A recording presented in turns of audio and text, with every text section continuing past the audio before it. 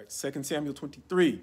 Let's call this one Settling Accounts and subtitle it Legacy, as we mentioned in the last chapter. This time, though, let's talk about it from the perspective of this being the chapter in which we see David give us his last words. And in a lot of ways, a person's last words can represent their legacy if there's consistency between what they say and what they do. And that's something that David is going to seem to emphasize in this chapter, where he begins once again talking about how God was the source of him accomplishing things he could have never done on his own. So he's going to say that in order to get God to buy in on endorsing his rule as a king, much like he mentioned in his song of thanks, he's going to say he had to rule justly. And so when a king rules justly, God is the one who establishes his throne. And that is exactly what he did. And how is he going to help persuade us of that, if he's even interested in persuading us? He's going to say, don't just listen to my words, look at my receipts. And the receipts he offers are in his own family. And even though his family is not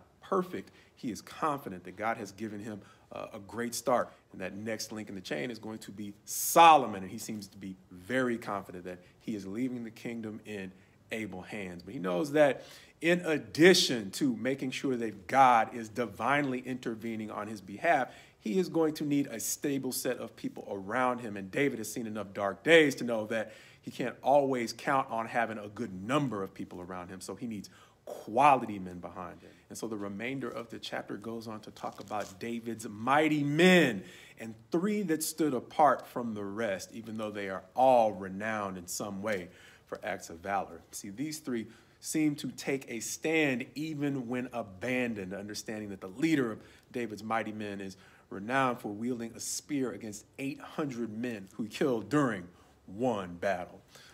Down from him is a man who stood with David when it says the rest of the soldiers of Israel fled. And this man, Eliezer, struck down so many Philistines that when it was done, his hand was tired to the degree it seized up and clung to the sword. And down from him was another man who stood in a field of lentils. And once again, he took a stand when it seems that even the soldiers around him weren't prepared to do that. And so these three mighty men who stood above the rest were known for taking a stand, even if it meant that they were going to have to stand alone.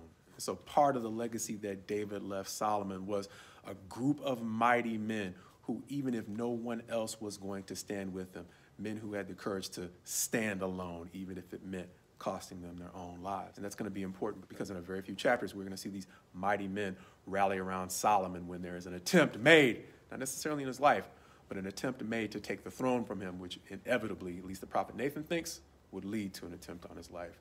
But beyond that, these mighty men, they were around during the days of Saul, but no mighty man could save David or Saul from the kind of debt that Saul left behind for his kids. So beyond having the blessing of mighty men, we're going to see as David details his last words to Solomon, how he needs to settle his account with God by making sure that he likewise rules justly, so that where the strength of the mighty men ends, God will begin to intervene for him.